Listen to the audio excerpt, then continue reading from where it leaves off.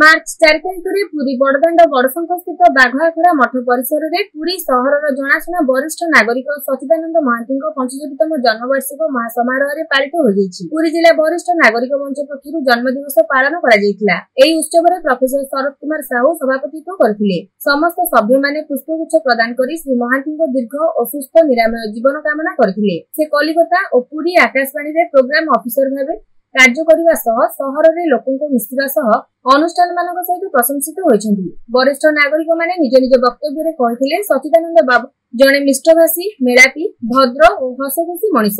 ସମୟ ଅସମୟରେ ସେ ସମସ୍ତଙ୍କ ପାଖରେ ଠିଆ ହୋଇ ଦୁଃଖ ସୁଖ ବୁଝନ୍ତି। ମହାପ୍ରଭୁ ଶ୍ରୀ ଜଗନ୍ନାଥଙ୍କ ତାଙ୍କ ଉପରେ ସବୁବେଳେ ଆଶୀର୍ବାଦ କରୁଥାନ୍ତି। ବରିଷ୍ଠ ନାଗରିକ ମାନେ ଏକତ୍ରିତ ହୋଇ ନିଜ ନିଜର ଦୁଃଖ ସୁଖ ବାଣ୍ଟିବା ସହ ମିଳିମିଶି ସମାଜରେ ବିଭିନ୍ନ ଜନହିତକର କାର୍ଯ୍ୟ କରିବା ପାଇଁ ଆଲୋଚନା କରିଥିଲେ। ସମାଜରେ ବଞ୍ଚିବାକୁ ହେଲେ ଆମେ ଏକାଠି ହୋଇ ପରସ୍ପର କଥାବାର୍ତ୍ତା ଦ୍ୱାରା ଘରର ଥିବା टेंशन दूर हेउछि। सभापति प्रोफेसर कार्तिक कुमार दास, संपादक देवेंद्र कुमार दास, कोषाध्यक्ष गोलोक चंद्र जेनाଙ୍କ सह शताधिक सदस्य जोग ଦେଇଥିଲେ। ଏହି ଅବସରରେ ମଞ୍ଚର 2 ବର୍ଷ ପାଇଁ କର୍ମକର୍ତ୍ତା ନିର୍ବାଚନ ଅନୁଷ୍ଠିତ ହୋଇଥିଲା। ଶ୍ରୀ ମହାନ୍ତି ସମସ୍ତ ସଦସ୍ୟମାନଙ୍କୁ ସହ ମିଠା ଖୁଆଇବା ସହ ସମସ୍ତଙ୍କ ମଙ୍ଗଳ କାମନା କରିଥିଲେ। ଶେଷରେ ଗୋଲୋକ ଚରଣ ଜେନା ଧନ୍ୟବାଦ ଅର୍ପଣ କରିଥିଲେ। ଆମେ ଆମ ଷ୍ଟାଇଲରେ ପାଳନ କରିବା ତେଣୁ ଷ୍ଟାଇଲଟା ଟିକେ ଡିଫର ହବ। ଆରେ ନଦୀଟା ନିଶ୍ଚିତ ଭାବରେ ମିଶିବ ଦିନେ ନା ଦିନେ ସେଇ ପରମାତ୍ମା ସାଙ୍ଗରେ। ଯେତେବେଳେ ଦେଖନ୍ତି ଆମକୁ ଟିକେ ହସି ଦିଅନ୍ତି। ପାନ ଖାଇଲା ମୁହଁଟା ତାଙ୍କର ସେ ଅଧା ଚାନ୍ଦ ଭଳିଆ ମତେ ଟିକେ ଲାଗି କହୁଛି।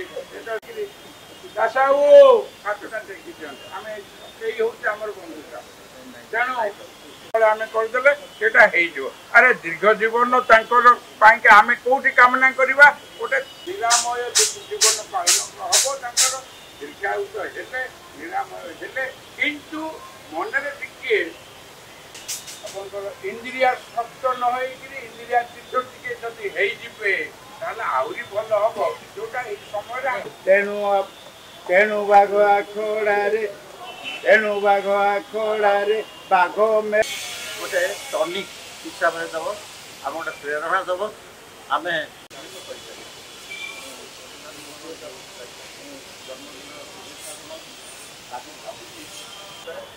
ଏଇଟାର ବେଟର ନାହିଁ, କାରଣ ଜନ୍ମଦିନ ତ ବର୍ଷକୁ ଗୋଟେ ଥର ପଡ଼ିବ। କେବେ ପଡ଼ିଲା କ'ଣ ହେଲା? ମୁଁ ଦେବେନ୍ଦ୍ର ଦାସ, ପୁରୀ ଜିଲ୍ଲା ବରିଷ୍ଠ ନାଗରିକ ମଞ୍ଚ ବା ପୁରୀ ଜିଲ୍ଲା ଡିଷ୍ଟ୍ରିକ୍ଟ ସିନିୟର୍ସ ଫୋରମର ସେକ୍ରେଟାରୀ ଅଛି। ଆମର ଆଜିର ଏଇ ଯେଉଁ କାର୍ଯ୍ୟକ୍ରମ ହେଉଛି ଏଇଟା ଗୋଟେ ନିଆରା ଢଙ୍ଗରେ ଆମେ କରୁଛୁ। ଏଇଥିପାଇଁ ଆଜିକାଲି ଆମର ଗୋଟେ ପ୍ରବଚନ ଅଛି, ଘରକୁ ବୁଢ଼ା ଆଡ଼ୁଆ ଦାନ୍ତକୁ ଖଡ଼ା ଆଡ଼ୁଆ। ବୟସ ଯେତେବେଳେ ହେଇଯାଉଛି ବର୍ତ୍ତମାନ ଏଣ୍ଟାର ସୋସାଇଟି ପଲ୍ୟୁଟେଡ଼ ହେଇଗଲାଣି। ବୟସ୍କ ବାପା ମାଆ ମାନଙ୍କୁ ତାଙ୍କ ପିଲାମାନେ ଭାରି ହତାଦରେ ବି କରୁଛନ୍ତି। ତା ଛଡ଼ା ବର୍ତ୍ତମାନ ବିଭିନ୍ନ ଚାପରୁ ମୁକ୍ତ ହେବା ପାଇଁକି ବୟସ ଅଧିକ ଦୃଷ୍ଟିରୁ ଆମେ ଏଠି ଗୋଟେ ଆମର ଗୋଟେ କଂଗ୍ରିଗେସନ୍ ହେଉଛି। ଡିଫରେଣ୍ଟ ଜିନିଷ ଆମେ ଆଲୋଚନା କରୁଛୁ। ଆମ ଭିତରେ ଗୋଟେ ସ୍ନେହ ସୌହାର୍ଦ୍ଦ ବାତାବରଣ ସୃଷ୍ଟି କରୁଛୁ। ଗୋଟେ ଖୁସିରେ ଗୋଟେ ହସ ଖୁସିରେ ବାକି ଜୀବନ ତ କେମିତି କଟିଯିବ। ପିଲାମାନେ ତାଙ୍କ କାମରେ ଆମେ ତାଙ୍କୁ ବର୍ଡ଼ନ ହେବାକୁ ଚାହୁଁନୁ, ତାଙ୍କ କୌଣସି ଅସୁବିଧା ଆମ ପ୍ରତି ପଡ଼ନ୍ତୁ ସେମାନେ ଏ କଥା ଆମେ ଚାହୁଁନୁ।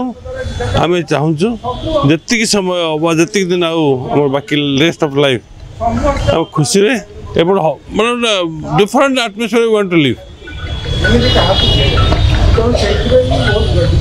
ଆଜି ଆମର ଜଣେ ସଚିଦାନନ୍ଦ ମହାନ୍ତି, ସେ ବି ଆମର ଜଣେ ସଭ୍ୟ।